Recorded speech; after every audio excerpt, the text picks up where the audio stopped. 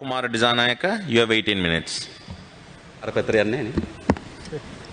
ගරු මන්ත්‍රීතුමනි විශේෂයෙන්ම බලශක්ති අමාත්‍යාංශ පිළිබඳ කරුණු කිහිපයක් ඉදිරිපත් කරන්නට අවස්ථාව ලබා දීම පිළිබඳව ඔබතුමාට බෙහෙවින්ම ස්තුතිවන්ත වෙනවා. විශේෂයෙන්ම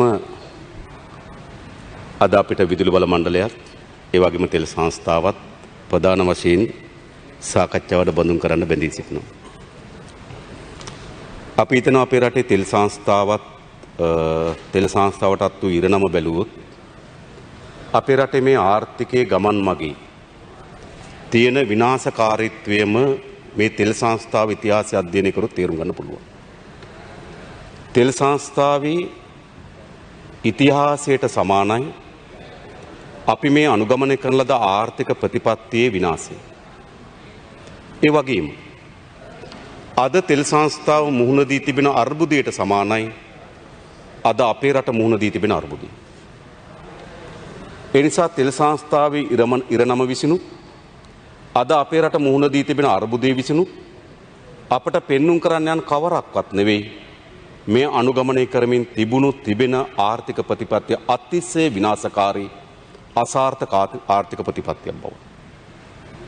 ඒ නිසා මේ රටේ මා පාර්ලිමේන්තුවෙන් ඔබලගෙන් නොවේ මේ රටේ පුරවැසියන්ට අපි පෙන්වා දෙන්නේ මේ අනුගමනය කරනු ලබන ආර්ථික ප්‍රතිපත්තිය තීරණාත්මක ලෙස වෙනස් කිරීම සඳහා මේ රටේ පුරවැසියන් ඉදිරියට එන්නේ නැත්නම් අපේ මතු පරම්පරාව මේට වඩා බිහිසුණු විනාශකාරී ආර්ථික ප්‍රතිවිපාක වලට මුහුණ දෙන එක වළක්වන්න බෑ. මා තෙල් සංස්ථාව දිහාට ගත්තොත් ඔබ දන්නවා මේ තෙල් සංස්ථාව අපි ආරම්භ කරන විශේෂම පිරිපහදුව අපිට තිබුණා. ඒ ආශ්‍රිත කර්මාන්ත වලල්ලක් අපිට තිබුණා නයිලොන් කර්මාන්තශාලාව. ඒ වගේම කෘමිනාශක නිෂ්පාදනය කරන්න, පොහොර නිෂ්පාදනය කරන්න, නැව් තෙල් අංශයක්. නේද? මෙවැනි විශාල ජාලයක්. ඒක තෙල් පිරිපහදුවත් එක්ක සම්බන්ධ වුණු විශාල කර්මාන්ත ජාලයක් අපිට තිබුණා. හැබැයි මේ බොහෝමයක් එක්ක විකුණලා, එක්ක වහලා, එක්ක විනාශකාරීත්වයට ගෙනිච්චා. එහි අවසන් ප්‍රතිවිපාක තමයි 1969 ඉඳන් අද වෙනකොට අවුරුදු 52කට ආසන්න කාලයක් දීර්ඝ කාලයක් දැල්වෙමින් තිබුණු ගිනි දැල්ල නිවා දමන්න සිදු වී තිබෙනවා. එයි අපිට ප්‍රශ්න ගොඩක් තියෙන රටක්, සල්ලි පොඩ්ඩක් තියෙන රටක්. එනිසා අපේ ප්‍රශ්න බාස්කට් එක ලොකුයි, සල්ලි බාස්කට් එක පොඩි. හැබැයි අපේ පාලකයන් සමත් වුණේ නැහැ ප්‍රශ්න බාස්කට් එකේ තියෙන ප්‍රමුඛතාවයේ මේ ප්‍රශ්න ටික තෝරාගෙන සල්ලි බාස්කට් එක වියදම් කරන්න. ඒ වෙනුවට තමන්ට ලැබෙන අල්ලස, කොමිෂන් ප්‍රමාණය, තමන්ගේ නෑදෑ හිතමිතුරන්ගේ නෑදෑ ව්‍යාපාරිකයන්ගේ ගජමිතුරු ඩීල් හරහා ප්‍රමුඛතාවයන් මුළුමනින්ම අවුල් වුණා. මේ පිරිපහදුව ඔබ හිතනවා තාක්ෂණය වෙනස් වෙනවා. 1969 විවෘත කරලා අද අවුරුදු 52ක් යනකොට ඕනතරම් තාක්ෂණය වෙනවා, අලුත් දේ වෙනවා. අවුරුදු 52ක් තියෙන දීර්ඝ කාලය. 69 ඉඳන්. අවුරුදු 69 ඉඳන් නේද? එතකොට මේ දීර්ඝ කාලේ මේකට වේගවත් ලෙස නවීකරණය කිරීමේ සලස්මක් අවශ්‍ය තිබුණා. හැබැයි තමුන්වහන්සේලා කාටවත් ඒක ප්‍රමුඛතාවයක් බවට පත් වුණේ නෙවෙයි. 2007 දී ඉරාන රජයත් එක්ක යම් එකකතාවයකට ඇවිල්ලා ඩොලර් බිලියන 1.5ක් වේදම් කරලා මේ පිරිපාදව නවීකරණ කරන සලස්මක් ඇදුවා. ඉඩම් පවරා ගනු ලැබුවා. ව්‍යාපෘති කාර්යාලය නිර්මාණය කරා. හැබැයි 2007 ඉඳන් අද අවුරුදු 14ක් ගත වෙලා තිබෙනවා. ඒ පිරිපහදුව කඩා වැටෙනකන් නවීකරණය කරන්න ගත්තේ නැහැ. ඇයි?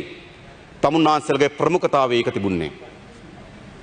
අද අපේ රටේ ඩොලර් අර්බුදය, මේ ඇති වී තිබෙන විදේශ විනිමය අර්බුදය, මේ තෙල් ශේෂ්ත්‍රයේ ඇති වී තිබෙන අර්බුදයේ ප්‍රකාශනය 1970 වාර්තානුව බැලුවොත් අපි 1970 දී තෙල් පිරිපහදු කිරීම සඳහා ආනයනය කරන ලද බොරතෙල් වල මිල, බොරතෙල් වල වියදම අපි නැප්තා ඇතුළු ඒ ආශ්‍රිත නිෂ්පාදන අපනයනය කරලා 45ක් උපයගෙන තිනවා ආපහු. අපේ ඩොලර් වියදමෙන් 45ක් තෙල් සංස්ථාව තමන්ගේ අතුරු නිෂ්පාදන අර උපයා ගන්න සමත් වී තිබුණා. අපිට නැව් තෙල් අංශයක් තිබුණා. අපිට විශාල ගබඩා සංකීර්ණයක් තිබුණා. දැන් මොකද්ද මන්ත්‍රීතුමනි සිදු වී තිබෙන්නේ? මේ කිසිදු දේශපාලකයෙකුට මෙතෙක් මේ පාලනය හොබවපු කිසිදු දේශපාලකකට මේ ගැන උදම්මනන්න හෝ මේ ගැන උද්දාමයෙන් කතා කරන්න නෙවෙයි තිබෙන්නේ බදා වැළඳගෙන අඬන්න ඕන මේ පාලකයන් මේ රට අත්පත් කරපු විනාශය ගැන. එහෙම නෙවෙයිද? කාටවත් උදම් අනන්න පුළුවන්ද? උද්දාමයෙන් කතා කරන්න පුළුවන්? මේ රටටත් මේ ආර්ථිකයටත් ඇති කරන ලද විනාශයේම ප්‍රතිඵලවල පිළිබිඹුවක් තමයි තෙල් සංස්ථාවට අත්පත් වූ ඉරණම ගරු මන්ත්‍රීතුමනි. මා නැවත කිව්වොත් අපිට තාමත් වැදගත් ගබඩා සංකීර්ණතාව දැන් ගබඩා 99ක් තිබෙනවා. මම දැක්කා උදේ ගම්මන්පිල ගරු ඇමතුමා එක්තරා සාකච්ඡාවකදී මා ඉතා විශාල උද්දාමයටපත් වූ ප්‍රවෘත්තියක් කියන්නම් කියලා කිව්වා. ඔබතුමාට මතකද දැන් රැස්වීමකදී ප්‍රවෘත්තියක් කියනවා ටැංකි මම අරන් ආවේ දැන් වගේ කියලා. මම ඉතින් කරේ තියන් ආවා කියලා. හරිද? දැන් මොකද ටැංකි වලට උනේ? දැන් මොකද ටැංකි වලට උනේ? මොනවා වුණත් මම ස්තුතිවන්ත වෙනවා චන්දිම වීරක්කොඩි අමාත්‍යවරයාට. ඔහු තෙල් සංස්ථාව අමාත්‍යවරයා හැටියට කැබිනට් මණ්ඩලයට පත්‍රිකාවක් ඉදිරිපත් කරලා ටැංකි 16ක් නවීකරණය කිරීම සඳහා අනුමැතිය ගත්තා. ඒ කැබිනට් මණ්ඩලය අනුමත කරා.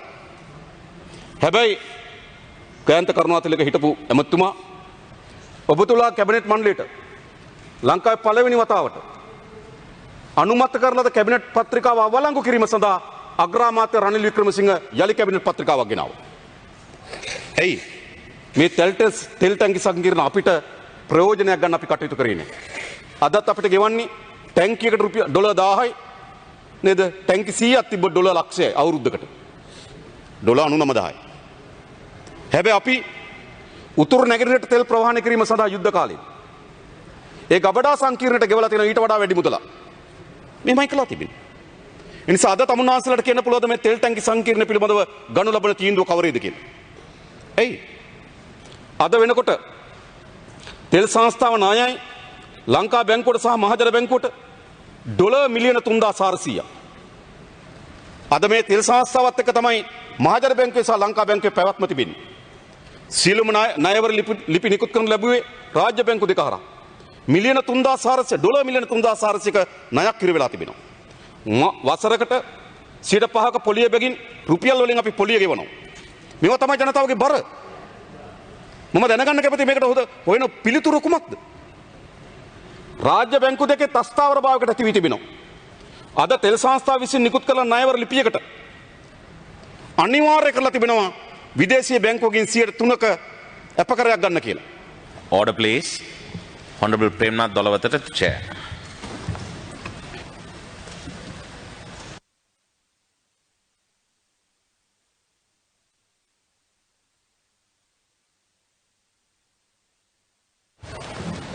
ගරු මන්ත්‍රීතුමා කතා කරා. ඔව්. එතකොට තමුන්නාන්සේලා අද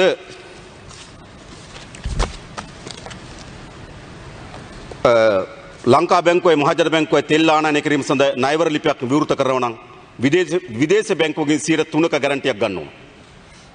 මෙතන මේක අත්පත් කරලා තිබෙන්නේ. පෞගේ ජුලි මාසේ බොරතෙල් නැවක් ආව මෙට්‍රික් ටන් 90000ක. ගොඩ බා ගන්න බැරුව දවස් 6ක් වරායේ රස්තිය දුණා. ගොඩ ගා ගන්න බැරි වුණා. ඩොලර්නේ. අවසානයේදී මහ බැංකුවෙන් ගුණා තමන්ගේ විදේශ සංචිත වලින් ඩොලර් ප්‍රමාණයක් නිදහස් කරන්න. තවත් හදිසියෙ පෙට්‍රල් මිල ගැනීමක් අවශ්‍ය වුණා. ටෙන්ඩර් කැඳව කවුරුවත් ටෙන්ඩරයට ඉදිරිපත් වෙන්නේ නැහැ. ජාත්‍යන්තර වශයෙන් බංකොලොත්තුණු රාජ්‍යයක් හැටියට බංකොලොත්තුණු තෙල් රාජ සංස්ථාවක් හැටියට තමයි අද සනිටුවම් කරලා තිබෙන්නේ. දැන් තමුන්නාන්සලා මේ තත්ත්වය හමුවේ මොකද්ද කරන්න හදන්නේ? පෞගේදා කැබිනට් පත්‍රිකාවක් ඉදිරිපත් කරා ගරු අමාත්‍යවරයා විශේෂයෙන්ම ගත්තොත් ඩොලර් බිලියන 2.5ක ණයක් ගන්න ඇමරිකානු සමාගමකින්. ඩොලර් බිලියන 2.5ක ණයක් ගන්න. පොලිය 7%යි. පොලිය 3%යි. කමිෂන් එක 7%යි. ඒ කියන්නේ කැබිනට් පත්‍රිකාව මාසතු තිබෙනවා ඩොලර් මිලියන 2500ක ණයක් ඇමරිකානු සමාගමකින් ගන්න. හැබැයි කමිටුව පත් කරේ ඩොලර් බිලියනයක් පිළිබඳව සාකච්ඡා කරන්න. ඩොලර් බිලියනයක ණයක් මුදලක් ගැනීම සඳහා තමයි කැමිටුවට බලය දුන්නේ. හැබැයි කැබිනට් පත්‍රිකාව වෙනවා ඩොලර් මිලියන 2500ක ණය මුදලක් ගන්න පොලිය අනුපාතයක 3%යි. කොමිෂන් එක කොමිස් එක 7%යි. කොමිස් එක 7%යි කියන්නේ ඩොලර් මිලියන 175යි. ඩොලර් මිලියන 175 කොමිෂන් ගෙවන්න තමුන්නාන්සලා කැබිනට් මණ්ඩලය අනුමත කරා. ඩොලර් මිලියන 175ක් කියන්නේ රුපියල් මිලියන 35525යි ඩොලර් එක 203ට බැලුවා.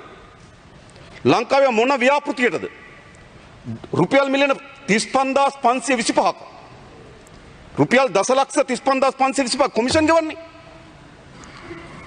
මොන ව්‍යාපෘතියක්ද මොන ණය මුදලක්ද හැබැයි උදේගම්මන්පිල අනිත්‍යල අමාත්‍යවරයා කැබිනට් මණ්ඩලයට දැම්මා තමුන්නාසලා කැබිනට් මණ්ඩල අත උසලා අනුමත කරා රුපියල් මිලියන 35500ක් කොමිස් ගෙවන්න ණයක් ගන්න ඔබ හිතනවාද ඒවා මූල්‍ය සමාගමට විතරයි යන්නේ කියලා නැහැ ගොඩාක් අය මේ අතර බෙදිලා යන්නේ මේ අර්බුදය හැමියට තමුන්නාසලා කටයුතු කරන්නේ එහෙමයි ඊළඟ කනිතෙල් අමාත්‍යවරයා පහුගියදා කැබිනට් පත්‍රිකාවක් දැම්මා මාගාව තිබෙනවා මේක ලංකා කනිතෙල් නීතිගත සංස්ථාව වෙත දිගු කාලීන ඇමරිකානු ඩොලර් ප්‍රතිමූල්‍ය කරන පහසුකමක් ලබා ගැනීමේ කැබිනට් පත්‍රිකාව මේ කැබිනට් පත්‍රිකාවේ තමයි මේ කරුණු සඳහන් වී තිබෙන්නේ ඒ කැබිනට් පත්‍රිකාව මොකද්ද කියන්නේ පොලි අනුපාතික 3යි සහන කාලය අවුරුදු 2යි ආපසු ගෙවීම කාලය අවුරුදු 12යි ණය සම්පාදන ගාස්තු වෙනස් ගාස්තු ණය මුදලින් 7යි ණය මුදලින් 7ක් කළමනාකරණ ගාස්තු රුපියල් මිලියන 35500ක් ඉතින් මේ කැබිනට් මණ්ඩලය මේව අනුමත කරන්නේ ඒ විතරක් නෙවෙයි ඊළඟ බලශක්ති අමාත්‍යවරයා කැබිනට් පත්‍රිකාවක් දැම්මා අපේ රටේ තෙල් පනත සංශෝධනය කරන්න. ඇයි මේ කනිතෙල් පනත තමුන්නාසලා සංශෝධනය කරන්න කලබල වෙන්නේ? විශේෂයෙන්ම ගත්තොත් අපි දන්නවා 1961 අංක 28 දරන ලංකා කනිතෙල් නීතිගත සංස්ථා පනත සංශෝධනය කිරීම අමාත්‍ය මණ්ඩල සංදේශය 2021 4/29 අප්‍රේල් 29 වෙනිදා කැබිනට් මණ්ඩලය ඉදිරිපත් කරපු පත්‍රිකාව. මේ අප්‍රේල් 29 වෙනිදා කැබිනට් පත්‍රිකාවේ මොකද්ද කියන්නේ? අපේ රටේ තෙල් වෙළඳපොළ ඒකාධිකාරීත්වයක් තියෙන්නේ. අපි ඒකට පක්ෂපාතී. අපිට විශාල තෙල් වෙළඳපොළක් නැහැ. අපිට කුඩා වෙළඳපොළක් තිබෙන්නේ. ඒ නිසා අපි වගේ රටක බලශක්ති ක්ෂේත්‍රයේ රාජ්‍ය ඒකාධිකාරියක් විය යුතුයි. එහෙම නැත්නම් සිදුවෙන දේ තමයි බලශක්ති ක්ෂේත්‍රය අත්පත් කරගන්න කෙනා හෙට අපේ රට පාලනය කරනවා. ඉතින් බලශක්ති ක්ෂේත්‍ර අපේ රටේ රාජ්‍යයේ ඒකාධිකාරීත්වයක් තිබී යුතුයි. ඒ නිසා අපේ රටේ තෙල් ගෙන්වීම, පිරිපහදු කිරීම, මිශ්‍ර කිරීම, ගබඩා කිරීම, බෙදා හැරීම රාජ්‍ය ඒකාධිකාරිය. නමුත් 2003 දී රනිල් වික්‍රමසිංහගේ ආණ්ඩුව මේ රාජ්‍ය ඒකාධිකාරිය කෙටි කාලයකට අවුරුදු 20කට බින්දා 2003 දෙසැම්බර් ඉඳන් 2023 දෙසැම්බර් දක්වා තෙල් ගෙන්වීමටත් ගබඩා කරන්නත් බෙදා හරින්නත් IOC කට බලපත්‍රයක් දුන්නා. මේ 2020 දෙසැම්බර් මාසයේ ඒ බලපත්‍රය අහෝසි වෙන්න ඕන හරිනම් අවුරුදු 20කට ලබා දීලා තිබෙනවා. ඒක විශේෂ විධිවිධාන පනතක් කරා දික් බලයක්. ඒ නිසා අපේ රටේ අදත් ඒ බලය නැත්නම් ගේන්න පුළුවන් තෙල් ගේන්න පුළුවන් පිරිපහදු කරන්න පුළුවන් මිශ්‍ර කරන්න පුළුවන් ගබඩා කරන්න පුළුවන් බෙදා හරින්න පුළුවන් තෙල් සංස්ථාවට විතරයි. අපි හිතන අපේ රටේ තෙල් ඒකාධිකාරීත්වයක් තියෙනවා රාජ්‍ය සතුව. යන් කවරක්වත් ඉස්සන අපේ රටේ ආරක්ෂාව අපේ රටේ පැවැත්ම අපේ රටේ ස්ථාවරභාවය රඳා පවතින තෙල් බලශක්ති වෙළඳපොලේ අපි ස්ථාවරද අපේ ඒකාධිකාරීත්වයක් තියෙනව නැද්ද කියන සාධක මත දැන් මේ වෙනකොටත් බැසිල් රාජපක්ෂ අමාත්‍යවරයා ඉන්දියාවට ගිහලා සාකච්ඡා කරමින් තිබෙනවා ඩොලර් මිලියන 500ක ණය මුදලක් ගන්න තෙල් ගේන්න. ඒහා බැඳී තෙල් ටැංකි සංකීර්ණ පිළිබඳ ගිවිසුම අත්සන් කරන්න නියමිතව තිබෙනවා. අපි දැනගන්න කැමති මේ පාර්ලිමේන්තුවට දැන් මා දැක්කා දුමින්ද දිසානායක මන්ත්‍රීතුමා ඉතාමත් ආස්වාදජනක ප්‍රකාශ කරා අපි ඔක්කොම එකතු වෙමු හොඳයි. හැබැයි කරුණා කරලා කියන්නේ IOC එකත් එක්ක අත්සන් කරන්න ගිවිසුම මොකද්ද කියලා. ඒ ගිවිසුම් මංගල එකතු වෙන්න බෑ. මොකද ඒ එකතු? ඒක නේ හොරා පොලිස් වගේ. එහෙම නෙමෙයි. එහෙනම් විනිවිදභාවයක් ගන්න මේ රටට. මේ ඩොලර් මිලියන 500 වෙනුවෙන් අද බැසිල් රාජපක්ෂ ඉන්දියාවේ කරන සාකච්ඡා මේ තෙල් ටැංකි සංකීර්ණය. ඒක ඇත්ත ගත්තොත් 2003 අත්සන් කරලාද ගිවිසුම తాවකාලික ගිවිසුම. ඒක ඉතා පැහැදිලිව සඳහන් කර තිබෙනවා මාස 6ක් ඇතුළත දීර්ඝකාලීන ගිවිසුම අත්සන් කළ යුතුයි කියලා. ඒ ගිවිසුම අත්සන් කරන්නේ නැහැ. ඒ නිසා මේක අපේ මේක ඇත්ත. හැබැයි තමුන්වන්සලට පෞරුෂයක් නැහැ මා කියන්නේ ආණ්ඩුවත් එක්ක ගහගන්න කියලා, ඉන්දියාවත් එක්ක ගහගන්න කියලා. හැබැයි අපි එකඟතාවයකට එන්න මොකද්ද මෙතන කරන්නේ? දැන් 2003 ඉඳන් මේ දක්වා ගත්තත් අවුරුදු 18ක්. ඔහෙ වහලා තියෙනවා. අර පහල තියෙන තෙල් ටැංකි 15ක් විතර ප්‍රයෝජනට ගන්න. මේක දි รา පත් වෙමින් තිබෙන මේ රටේ ජාතික සම්පතක්. මේක සිරිමාව බණ්ඩාරනායක මැතිණියක රජේ පවුන් ලක්ෂ 2කමාරක් දීලා නේද එංගලන්තෙන් පවරගත්තේ මේක. මොකද්ද මේක ඇති ඵලය? ඒ නිසා මේවා ඔහේ මලකඩ කන්න කඩා වැටෙන තත්ත්වයට තමුන්වන්සලා ඇති කරලා තිනවා. තමුන්වන්සලාගේ ආර්ථික ප්‍රමුඛතාවයන් මේක නෙවෙයි. මා කියන්න හැදුවේ තමුන්වන්සේ ඊළඟ දවසේ ඉදිරිපත් කළ කැබිනට් පත්‍රිකාව. මොකද්ද මේ කැබිනට් පත්‍රිකාවෙන් අපේක්ෂා කරන්නේ?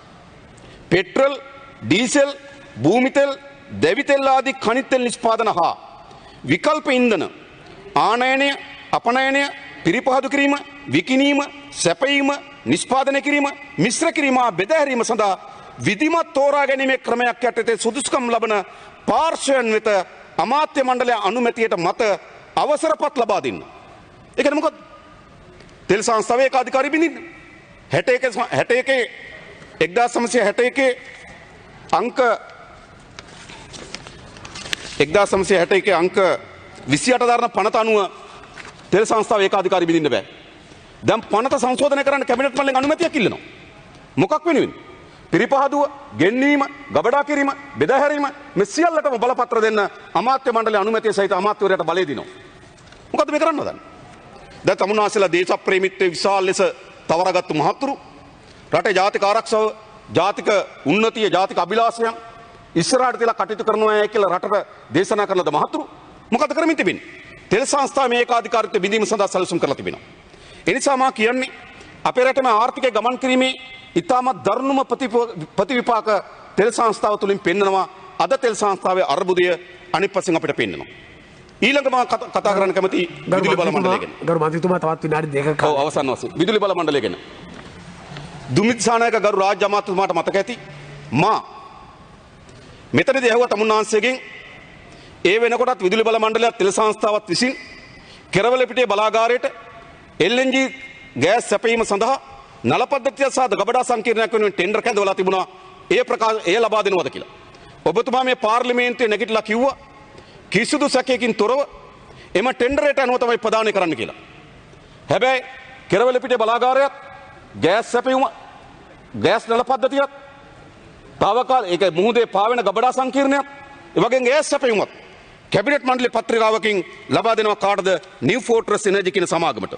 මා ගාව තිබෙනවා කැබිනට් පත්‍රිකාව විදුලි බල උත්පාදන පිරිවැය අඩු කිරීම සඳහා වෙස්ට් කෝස්ට් පවර් සමාගමේ ආයෝජනය කිරීම.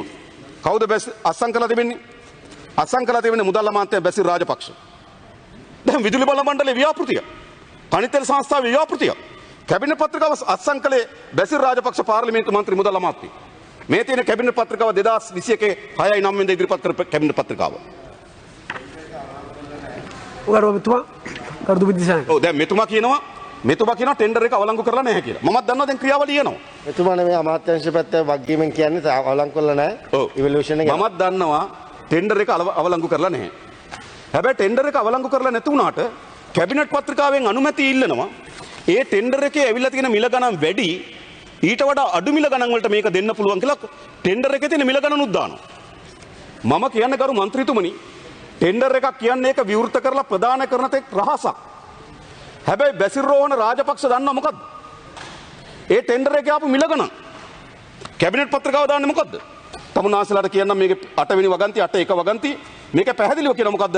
ටෙන්ඩර් එකේ තියෙන මිල ගණන් වලට වඩා අඩුයි කියලා. කොහොමද දන්නේ ටෙන්ඩර් එකේ මිල ගණන් එයා? එහෙනම් මේ ටෙන්ඩර් ක්‍රියාවලිය වැඩක් නැහැ කවදාවත්. ඒ විතරක් නෙමෙයි ගරු මන්ත්‍රීතුමනි. මේකේ වැදගත්ම දේ කෙරවල පිටි බලාගාරින් සිට 40යි ගෑස් නල පද්ධතියේ ගබඩා සංකීර්ණය විතරක් නෙවෙයි අවුරුදු 5කට ගෑස් සැපීමේ ඒකාධිකාරියක් දෙනවා ඇමරිකානු නිව් ෆෝර්ට්‍රස් එනර්ජි සමාගමට. අවුරුදු 5ක අධිකාරියක්. සාමාන්‍ය විදුලි බල ඉංජිනේරුවන් ඇස්තමේන්තු කරලා තිබෙනවා එහි වටිනාකම $5 බිලියන 5ක් වෙනවා කියලා. $5 බිලියන 5ක් කියලා කියන්නේ අපේ රටේ මෙතෙක් ගොඩනැගී තිබෙන විශාලතම ව්‍යාපෘතිය විශාලම ගනුදෙනුව මේක. අපි දන්නවා පෝර්ට් සිටි එකට $1 බිලියන 1.3යි. නොරොච්චල බලාගාරයේ $1 බිලියන 0.9යි. හම්බන්තොට වරායට $1 බිලියන 1.2යි. මෙතන $1 බිලියන 5යි. මම අවසන් කරන මන්ත්‍රීතුමනි $1 බිලියන 5ක ගනුදෙනුව. දැන් අපි එදත් මෙතන කිව්වා කරුණාකරලා මේ ගිවිසුම් පාර්ලිමේන්තුව ඉදිරිපත් කරන්න කියලා. මේ ගිවිසුම් පාර්ලිමේන්තුව ඉදිරිපත් කරන්නේ නැහැ. ඉදිරිපත් කරන්නේ නැතුවද විදුලි බල අමාත්‍ය සිදු කරමින් තිබෙන මොකක්ද? මේ සඳහා විදුලි ඉංජිනේරුවන්ගේ සංගම විශාල වෘත්තීය ක්‍රියාමාර්ගයකට අවිලා තිබෙනවා. දැන් ඔවුන් වෘත්තීය ක්‍රියාමාර්ග ප්‍රකාශනපත් කළ තිබෙනවා අකුරට වැඩ කිරීම. දැන් තමුන්නාන්සලා කරන්න හදන්නේ මොකද්ද? ඒකේ සාමාන්‍ය අධිකාරිවරයා නේද? යා තවත් දීර්ඝ කරන්න මාස දෙකයි ඇවිල්ලා. තවත් දීර්ඝ කිරීම සඳහා තමුන්නාන්සලා සැලසුම් හදලා තිබෙනවා. විදුලි බල ඉංජිනේරුවන්ගේ සංගමේ ජේෂ්ඨ ලෙස වැඩ කරන බොහෝ නිලධාරි මාරු කරන්න සැලසුම් කරලා තියෙනවා. මා ගාව තියෙන විස්තර ඔක්කොම. අරයට දානවා මෙහෙට දානවා. මේක බිඳින්න සැලසුම් කරලා තිබෙනවා. තමුන්නාන්සලා තිබෙන්නේ මේ විදුලි බල මේ කෙරවල පිටේ බලාගාරයත් ගෑස් සැපයුමත් ගබඩා සංකීර්ණයත් නල පද්ධතියත් ඇමරිකානු සමාගමට දෙනවට විරුද්ධව විදුලි බල මණ්ඩලයේ ඉංජිනේරුවන් විසින් ගණන වෘත්තීය ක්‍රියාමාර්ග අඩපණ කිරීම සඳහා තමයි තමුන්නාන්සලා ක්‍රියාමාර්ග බවට පත් වී තිබෙන්නේ. ඒ නිසා බොහෝ අය එතනින් තැනට මාරු කරනවා. හරි සමහර අයට දීර්ඝ කිරීම දෙන්න හදනවා. මාස දෙකයි සාමාන්‍ය අධිකාරිය ඇවිල්ලා. තවත් දීර්ඝ කරන්න හදනවා. මොකද්ද මේ වෙලා තියෙන්නේ? තමන්ට හිතවාදී නිලධාරි කණ්ඩායමක් හදාගෙන මේ වැඩේ කරන්න යනවා. අවසාන වශයෙන් ගරු දුමින්ද දිසානායක අමාත්‍යතුමාට සම්බන්ධ වෙන කැබිනට් පත්‍රිකාවක් මා ගාව තිබෙනවා. විශේෂයෙන් ගත්තොත් තමුන්වහන්සේ කැබිනට් පත්‍රිකාවක් දාලා තියෙන ඔමාන් රාජ්‍ය සමාගමක් විසින් මෙගාවොට් 100ක ධාරිතාවමිතු සියඹලාණ්ඩු සූර්ය බල උද්‍යානයක් ඉදිකිරීම කියලා. ඒ කැබිනට් පත්‍රිකාව ඉදිරිපත් කළා තිබෙන්නේ 2021 4/10/14. මම අහන්න මෙච්චරයි. අපි සූර්ය බල ශේෂ්ත්‍රයට යන්න ඕන. හැබැයි තමුන්වහන්සේලා යම් මේ ශේෂ්ත්‍රයට ආයෝජනයන් කැඳවීම සඳහා යම් ප්‍රතිපාදන ලබා දීමේ විධිමත් කමිටුවක් පත් කරලා තිබෙනවා. සමහර යෝජනා කැඳවලා තිබෙනවා. හැබැයි එක පැත්තකින් යෝජනා කැඳවනවා විධිමත් කමිටුවක් පත් කරලා තිබෙනවා කැබිනට් මණ්ඩලය වෙනම දෙනවා. මේක සාධාරණද? ඉතින් මෙයාටත් එන්න පුළුවන් කැබිනට් මෙයාටත් එන්න පුළුවන් ඒ යෝජනාවක් අරගෙන ප්‍රතිපාදන කමිටුව ප්‍රතිසම්පාදන කමිටුවට. ඔව් ගරු මන්ත්‍රීතුමා අවසන් කර ගරු මන්ත්‍රීතුමා අවසන් කරන්න මෙතුමා උත්තරින් මගෙන් හා කියලා නතර වෙන්න. එතුමාගේ උත්තරේ ඊට දීලා පුතුමා අවසන් කරා නම් හරි. ඔව්. ඔව්. ඔය යෝජනාව ගරු මන්ත්‍රීතුමනි G2G ගවර්න්මන්ට් ටු ගවර්න්මන්ට් ආපු යෝජනාවක්. ඕමාන් ආණ්ඩුවෙන් තමයි යෝජනාව ආවේ.